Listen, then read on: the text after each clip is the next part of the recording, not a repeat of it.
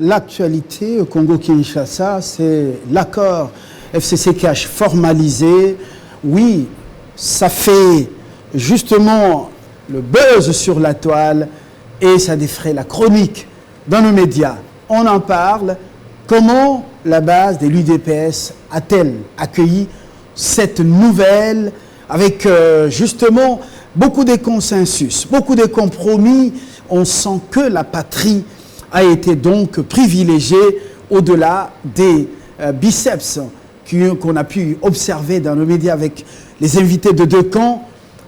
Alors, un sursaut patriotique qui étonne plus d'une personne en attendant la publication du gouvernement Ilunga, un gouvernement éléphantesque.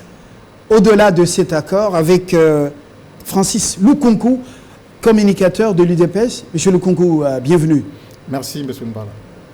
Alors, un commentaire, le tout premier sur cet accord formalisé, un ouf de soulagement au sein du CACH et surtout de votre parti, de la 11e rue, 10e rue. 11e rue, 2600 Petit Boulevard. C'est là où se trouve le siège social du parti. Nous avons été satisfaits des conclusions. Rappelez-vous qu'il y a eu plusieurs mois depuis que le chef de l'État, M. Félix Tshisekedi, avait prêté serment. Il y avait des rumeurs autour de la publication ou pas du prochain gouvernement. Les discussions étaient longues, mais nous avons été tous d'accord de voir qu'il y a 2 jours, le 29, le communiqué final sanctionnant les discussions. L'accord FCC-CACH dont beaucoup de gens spéculaient. Il y a des gens qui nous prêtaient les intentions de vendre la République, de trahir la cause du combat mené il y a longtemps par l'IDPS. Mais aujourd'hui, les gens ont compris que l'IDPS, à travers Félix Tshisekedi, qui est aujourd'hui président de la République, ne mène pas la politique du parti d'abord, mais du peuple d'abord. Nous étions partis aux élections avec un ticket. Félix Tshisekedi, soutenu par l'INC, qui était le parti membre du CACH, mais on n'a pas eu la majorité.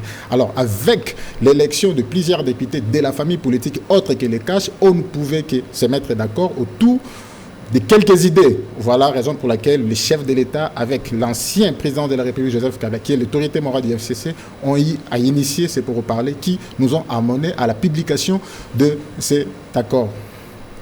Alors, comment les jeunes Turcs ont-ils accueilli, surtout ceux qui semblent être opposés à cette coalition, qui pensent que voilà, l'esprit Étienne Tshisekedi où sa mémoire ne peut pas être trahie? Merci beaucoup. Nous nous battons pour que les choses marchent. Étienne Tshisekedi a fait ses preuves de son vivant. L'IDPS était toujours au top. Après sa mort, nous avons l'obligation de maintenir les caps. Le jeune turc, cette appellation, je les lis souvent à travers la presse, mais je ne pense pas qu'au sein de notre parti, il existerait de jeunes qu'on appellerait turcs. Mais une chose est vraie, la liberté d'expression est une réalité au sein de l'IDPS. La hiérarchie du parti peut tracer une ligne de conduite. Quelques amis ou membres du parti peuvent peut-être se mettre en marge ou ne pas être d'accord avec cette ligne. La réalité à ce jour, c'est que l'accord a été formalisé, la base de l'IDPS en grand nombre est d'accord avec ce qui a été fait. Nous et le petit nombre est opposé. C'est tout à fait normal. On ne peut pas parler de l'unanimité dans un parti de masse comme l'IDPS. Le plus important, c'est que la majorité est d'accord avec ce qui a été fait. Nous accordons beaucoup de chance à cet accord, mais aussi aux animateurs qui seront choisis pour animer les institutions de la République. Alors le combat à ce niveau, c'est justement de prendre part au partage du gâteau, prendre part personnellement durant ces combats ou ces biceps au sein du parti pour être choisi à tel ou tel poste, ou le problème c'est au niveau de l'idéologie, excusez-moi. Tous les deux à la fois, nous faisons la politique. Il est vrai qu'au sein de partis politiques, il y a toujours des tendances. À l'IDPS, nous savons tous qu'en dehors du président Tshisekedi, qui est le plus grand rassembleur, il y a aussi des voix qui s'élèvent pour des positionnements. Ce n'est pas à condamner. Les gens peuvent avoir des ambitions, c'est légitime. Mais le plus important, c'est de travailler pour l'intérêt général. Nous, à l'IDPS, nous disons, nous travaillons pour les peuples d'abord et non les partis d'abord, pour ne pas me répéter. L'IDPS avec le CACH, cela veut dire INC, IDPS, les deux partis politiques phares qui composent les CACH, n'auront que 23 postes de responsabilité, à ne pas confondre avec le major comme certaines personnes le disent. Les 23 postes, c'est ce qui... Des ministères, des vice-ministères, n'est-ce pas? Des ministères, des vice-ministères, mais nous avons au sein de partis, il y a des corps, je peux dire. Il y a des quotas. Il y a l'exécutif du parti. En ce qui concerne par exemple l'UDPS, en dehors de l'exécutif du parti qui peuvent avoir un quota, mais il y a aussi la jeunesse du parti qui a été récompensée. Rappelez-vous que Félix Tshisekedi a été élu chef de l'État en 2018 aux élections du 30 décembre. La jeunesse a été récompensée par qui et de quelle manière?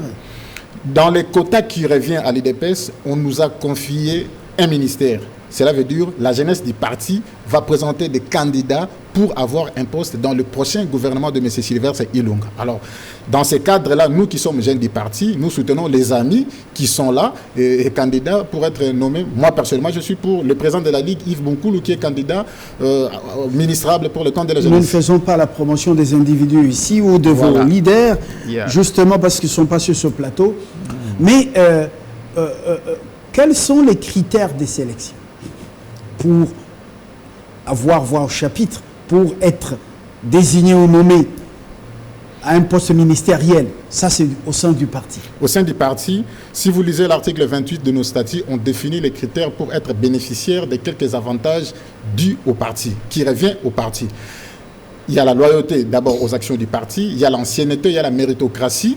Je vous ai donné l'exemple de l'actuel chef de l'État. Il a été élu chef de l'État. Alors, quelques portefeuilles qui reviennent à l'UDPS, les différents corps qui composent les partis, qui participent à la gestion du parti, vont se partager des responsabilités au regard des critères qui seront bien définis par le président ad interim du parti et le secrétaire général du parti. Alors, la minorité... Vous avez fait allusion à cette minorité au sein du parti qui représente d'autres voix discordantes. Alors, qu'est-ce qu'elle pense, elle, cette minorité? Est-ce qu'elle est entendue? Parce que la démocratie, c'est la loi de la majorité, mais avec protection également, ou sans pour autant fermer les oreilles à ce que dit la minorité. Cette minorité est attendue. Le problème, c'était au niveau des discussions. Elle est écoutée ou elle est seulement entendue? Non, elle est écoutée et entendue. Pourquoi nous le disons? Les amis se plaignaient de la lenteur qu'il y avait dans les discussions. Alors, maintenant que l'accord est déjà formalisé, je pense que tout le monde est d'accord. Le plus important, c'est de voir la machine qui sera mise en place puisse travailler pour l'intérêt général. Mais il y a aussi un problème. Ils ne le réclamaient pas pour leur positionnement individuel. Ils faisaient ce bruit pour le compte du parti. Les groupes de frondeurs qui voulaient peut-être organiser une marche disaient bien que les FCC seraient pas en bonne entente avec le chef de l'État. Nous avons vu, il y a 2 semaines, le chef de l'État était avec l'autorité morale du FCC. Ils se sont mis d'accord et l'accord a été formalisé. Ça ne peut plus poser problème. Donc, cette minorité qui fait partie du parti ne peuvent pas se mettre à l'écart de ce qui a été décidé. Voyons maintenant ceux qui seront dans le gouvernement et les politiques publiques qui seront définies doivent profiter à l'intérêt général et qui font partie non seulement du parti mais du peuple congolais seront tous bénéficiaires. Et les jeunes, vous pensez que c'est une récompense ou tout simplement le résultat d'un combat mené, le fait qu'un ministère en charge de la jeunesse vous soit réservé où vous serez attribué?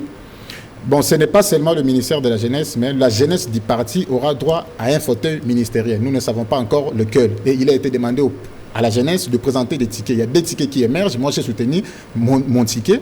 Vous n'avez pas voulu parler de ce monsieur. Ce n'est pas l'équipe de personnalité, mais il est le président de la Ligue de jeunes de l'UDPS Tshisekedi, M. Yves Bonkoulou. Il a tout notre soutien. C'est la récompense, oui, parce que nous avons été au four et au moulin, nous étions sur le terrain. Rappelez-vous que le président Tshisekedi est mort en 2017. M. Félix Tshisekedi, qui l'a succédé à la tête de l'UDPS, a été élu en décembre 2018. C'est grâce à la majorité de jeunes qui étaient au premier front pour l'amener à la présidence de la République. C'est aussi une récompense. Et Tshisekedi a été élu président de la République sous le leadership de ce monsieur-là à la tête de la jeunesse du parti. Donc nous sommes contents de le voir demain ministre dans le prochain gouvernement Sylvestre Ilunga. L'UDPS c'est un patrimoine. Le combat était dur et âpre. Et puis beaucoup y ont laissé leur peau et même des orphelins. Donc question ici de vous faire remarquer que voilà, c'est une gloire partagée et non pas un seul individu. Alors, nous revenons au contenu de l'accord.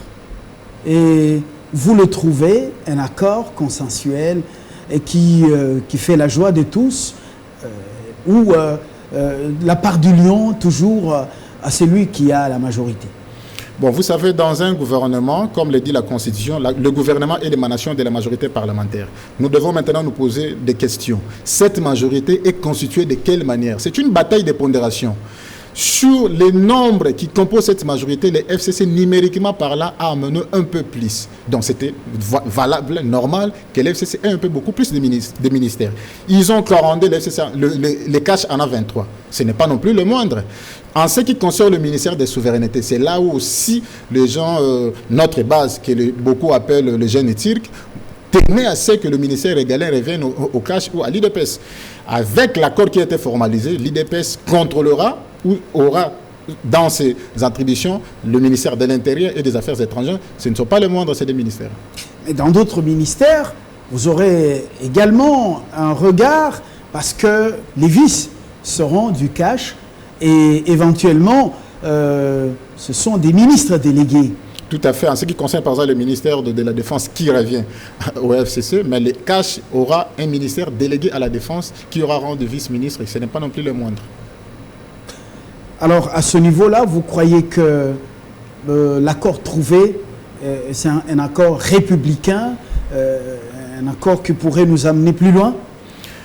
Moi, j'ai fait foi à cet accord. Pourquoi? Le chef de l'État, après son élection, il était très optimiste sur les changements. Les changements, les décors politiques implantés actuellement, c'était la volonté ou les aspirations de tout un peuple. Tshisekedi l'avait bien dit le 24 janvier, le jour de son investiture. J'ai tendu ma main à ceux qui voulaient la recevoir. Et non seulement qu'il a tendu sa main, à la veille de son investiture, nous avons vu le sénateur à vie Joseph Kabila demander à ce que les forces progressistes se mettent d'accord. Vous devez comprendre une chose. Pour sauvegarder l'alternance qui est une première dans notre pays, il serait souhaitable que nous nous mettions d'accord dans une coalition que dans une cohabitation qui serait sujet à problème. Donc la coalition qui donne naissance au FCC cache aujourd'hui comme force politique constituant la majorité parlementaire est une identité préventive des futures crises. Les animateurs qui seront choisis, qui viendront de ces deux familles politiques, travailleront pour l'intérêt général avec le chef de l'État Félix Tshisekedi, à qui la Constitution du 18 février 2006 reconnaît le rôle d'arbitre. Nous pensons qu'ils vont travailler pour l'intérêt suprême de la nation. Et nous demandons aux Congolais de soutenir le gouvernement qui sortira, mais aussi d'être derrière la politique du chef de l'État. Un gouvernement quand même de 65 membres, c'est pas éléphantesque. Est-ce que c'est vraiment l'image, ça sera à l'image, un gouvernement à l'image de ce peuple qui doit être placé en pole position? Vous avez raison, 65 membres apparaît un peu trop, mais la vérité c'est que si l'UDPS et l'IN se composant les caches avaient seul gagné la majorité parlementaire, on aurait peut-être un gouvernement de 35 membres. Mais si nous sommes allés à 65, la vérité c'est que les deux familles composant la majorité parlementaire aujourd'hui, pendant la campagne électorale, ils avaient leur cahier de charges privé. Je vous donne le cas, par exemple, de notre candidat président numéro 20, M. Félix Tshisekedi, aujourd'hui chef de l'État. Il avait un programme. Le programme s'intitulait comment? Vaincre la pauvreté avec le peuple et réaliser le rêve d'un nouveau départ. Mais ce monsieur a été élu chef de l'État sans majorité. Et maintenant, les FCC, qui tenaient aussi à avoir la présidence à travers son candidat numéro 13, ne l'ont pas eu. Ils ont eu la majorité. Nous sommes dans une coalition. Qu'est-ce que nous devons faire? Nous devons tous mettre de l'eau dans nos vins, harmoniser le point de vue. Donc, le nombre de 65 qui apparaît beaucoup, c'est la conséquence des discussions qui ont mis les deux familles d'accord. C'est un peu trop, mais nous demandons aux Congolais est-ce que avec le budget qu'on a, avec cette mobilisation qui est connue des recettes de l'État, avec la corruption, la concussion, les détournements, est-ce que vous êtes d'accord que ça sera le peuple d'abord ou tout simplement le peuple après, les politiques et politiciens avant? Non, non. Et leurs accords. Le régime de Félix Tshisekedi, c'est toujours le régime du peuple d'abord. J'avais suivi l'ancien... D'abord comme slogan? Non, pas comme slogan, comme une réalité. Comme mode de gestion. C'est possible comme mode de gestion parce qu'on ne peut pas parler de la gestion tant que le gouvernement n'est pas encore effectif. Nous insistons sur ce point. Pourquoi? Parce qu'il y a plusieurs années, il y a quelques années, j'avais suivi M. Luzolo Bambi dire que chaque année, le chiffre noir de l'évasion fiscale dans notre pays s'élève à 15 milliards de dollars. Le chef de l'État, Félix Tshisekedi, le 15 août 2018, à Béatrice Hôtel, quand tu l'avais rendu public son programme de gouvernement, qu'est-ce qu'il avait dit? Sur 10 ans, je vais mobiliser 86 milliards à raison de 6,6 milliards l'an. Et il comptait trouver cet argent où il devait fermer les robinets, là où l'argent n'était pas canalisé vers le trésor public. 7 mois après, est-ce que les robinets ont été fermés, les trous bouchés, au-delà des discours? Au-delà des discours, je crois qu'il y a un grand travail qui a été fait. Si vous regardez la revue publiée chaque mois par la Banque centrale, vous allez voir en ce qui concerne rien que les mois d'avril, il y a eu une maximisation de 120 millions de dollars. C'est déjà un point positif. Avec l'installation du gouvernement, avec l'investiture du gouvernement, avec l'impulsion que le chef va donner, avec les amis qui viendront, avec l'esprit républicain pour travailler au profit de notre peuple, nous pensons que nous allons encore faire mieux. Alors, à ce stade ici, en attendant le gouvernement qui pourra intervenir bientôt, à limiter, c'est le calme, l'incertitude, l'agitation, avec le nouveau leadership qui rassure. Le nouveau leadership au niveau du parti? Oui, je parle de votre parti. C'est le calme. Le président ad interim Jean-Marc Kaboun, qui vient de Maputo, le calme règne. Secrétaire général Augustin Kabouya, qui est là, le calme règne. Les amis qui sont membres de structures telles que Ligue de femmes, Ligue de jeunes, le calme est là. Il n'y a pas assez de problèmes. Est-ce que les retombées, vous sentez déjà les retombées, vous les palpez déjà sur la 11e rue, à la permanence, et puis voilà. Est-ce que ça se sent? Les retombées, c'est la clameur publique que nous ne cessons de constater. À chaque fois que le chef arrive quelque part, les gens sont d'accord sur le premier pas du chef de l'État. Donc, individuellement, en tant que parti, on ne peut pas dire que nous sommes contents, parce que l'objectif pour nous, c'est de voir la satisfaction du plus grand nombre. À la 11e mairie, les choses sont telles que depuis que nous étions à l'opposition. La permanence est la même, on n'a rien modifié, on n'a même pas mis la peinture. Mais le plus important, c'est qu'à l'est, par exemple, de la République, il y a l'insécurité. Qu'est-ce que le chef de l'État a déjà fait depuis le début jusqu'à maintenant? Nous sentons qu'il y a des efforts. Il faut attendre la sortie du gouvernement ou que les futurs membres du gouvernement issus du parti puissent apporter leur contribution. Ça ne serait pas non plus un péché. Tout le monde le sait que le mandataire du parti, que ce soit au gouvernement ou dans les entreprises publiques, font ce qu'on appelle la rétrocession au parti. Donc, leurs 10% vont permettre à ce que le parti trouve un peu de moyens pour son fonctionnement. Ça ne sera pas non plus un péché. Même les chefs de l'État, qui est le produit de l'IDPS, avec ce qu'il pourra gagner sur sa liste civile, il peut aussi rétrocéder quelque chose au parti. Ça ne sera pas non plus un problème. Et ceux qui sont membres du cabinet, issus du parti, ils ne font pas un geste à l'endroit du parti? Ils doivent le faire. C'est un impératif parce qu'ils ne sont pas là au nom de leur famille. Ils ne sont pas en train de le faire ou ils doivent le faire? Je ne suis pas secrétaire général, je ne suis pas non plus le président. Vous êtes communicateur du parti. Je ne suis pas membre de la cellule qui gère les finances du parti. Donc je ne sais pas, je ne suis pas au courant de toutes les listes, qui a fait quoi. Et comme c'est connu de tout le monde, ils sont censés le faire. Et s'ils ne le font pas, le secrétariat général du parti doit rappeler à tout le monde que vous êtes obligé de rétrocéder au parti les 10% de vos salaires. Avez-vous déjà pensé à la vulgarisation de cet accord formalisé, cette coalition formalisée? Ce travail revient au comité de suivi qui a été mis en place. Je crois que les coordonnateurs du CACH et les coordonnateurs du FCC, dans les jours qui viennent, vont mettre en place une équipe de gens qui seront responsabilisés pour la vulgarisation de cet accord. Là, ce n'est plus l'action de l'IDPS, mais c'est l'action de FCC CACH, qui est une coalition qui rassemble les deux plateformes politiques. Au-delà de cet accord, de cette coalition formalisée, est-ce que vous lisez la volonté manifeste de deux camps, FCC CACH, de pouvoir mettre fin à la corruption, de combattre le chômage et de placer ce pays là où il devrait être dans 5 ans? De notre côté, je dirais oui, parce que le chef de l'État ne cesse de le répéter. Dans toutes ses sorties publiques, il ne cesse de le répéter. Il fera de la lutte contre la corruption son cheval de bataille. Je suis dans la coalition. Dans la coalition, je suis un peu mal placé. Pourquoi? C'est une nouvelle aventure. On ne l'a pas encore vu aux actes. Donc attendons voir ce que sera le premier pas de cette coalition. En ce moment-là, on pourra tirer des conclusions. Mais en ce qui concerne l'IDPS, je fais confiance et au président de la République qui est le produit de l'IDPS et aux animateurs que le parti pourra mettre dans ces institutions pour travailler. Donc la logique du peuple d'abord sera une réalité. Et je vous le dis pour peut-être terminer mon propos. Il est vrai que nous avons fait beaucoup de temps dans l'opposition. Aujourd'hui, nous sommes au pouvoir. Mais en ce qui concerne les mandataires de l'IDPS dans les institutions de la République, l'IDPS, à lui seul, en tant que parti politique, va s'ériger à une sorte de sentinelle. Cela veut dire c'est lui qui ne fera pas les choses telles qu'est dictées par la ligne du parti. Nous allons commencer d'abord par dire à ces messieurs, lui rappeler à l'ordre de bien faire les choses. Mais en ce qui concerne les autres membres du parti, les autres qui viendront d'autres forces politiques, le chef de l'État avait bien dit qu'il va mettre en place un code de bonne conduite pour que tout le monde fasse les choses selon sa vision. Monsieur Lukonko, je vous remercie d'avoir répondu aux préoccupations